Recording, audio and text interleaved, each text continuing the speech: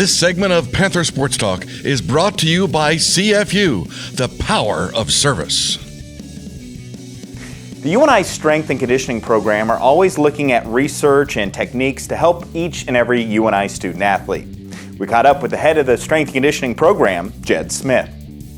Jed Smith has been a strength and conditioning coach at UNI for the past decade and brings a wide and varied experience working with professional athletes to UNI athletics.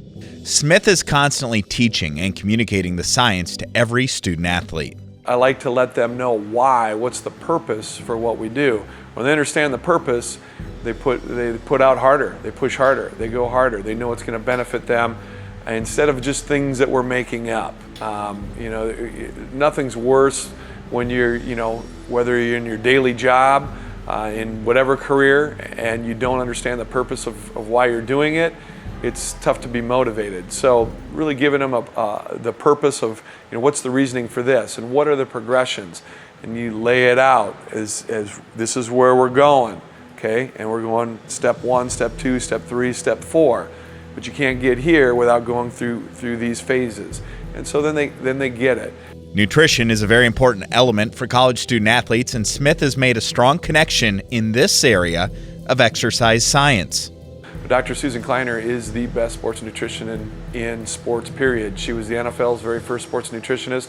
She was Bill Belichick's for 5 years, and she has been a professor at numerous universities. And she's got a book called Power Eating, which is the #1 book out there for sports nutrition.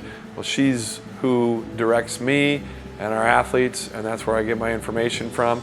And so I like to go to the best resources. That's just what I've always done. One of the biggest challenges for student athletes is overcoming mental obstacles. Smith uses his many years of experience and research to push each Panther to achieve their potential. Getting guys to break, and gals to break mental barriers, that's going to be a big part of it. Getting them to believe that they're capable of more. And how do you do that? How do you develop the mind? Well, kind of through the body for an athlete. So what they didn't believe it was possible before, we're trying to bring them to a new level so now they can develop confidence. And so they've got blinders on to, it's what they've learned throughout their life. Well, as we know that, if we want to get to be the best, we've got to go way beyond what we know.